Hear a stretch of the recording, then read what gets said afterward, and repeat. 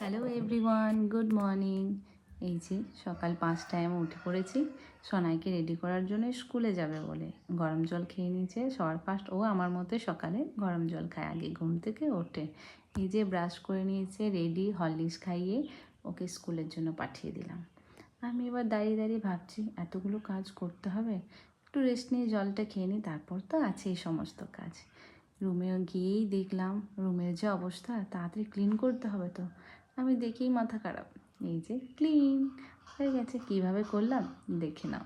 এইভাবে এভাবে কাজগুলো একটু তাড়াতাড়ি হয় বুঝি।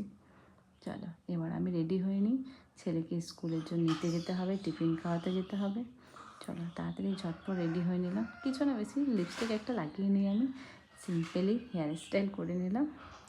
অত যা গরম, ওই গরমের অবস্থায় যাটুকু হয় সেটুকুই করার চেষ্টা করলাম। কেমন লাগছে আমাকে জানিও। আমি তাকে বলছি কীরকম লাগছে সেটা কমেন্টে জানাবে কিন্তু। এই যে বেরিয়ে পড়লাম স্কুলের জন্য, স্কুল পৌঁছে গেছি। এই যে গিয়েই ছেড়ে চলে এসছে, একদম ঠিক টাইমে পৌঁছেছি।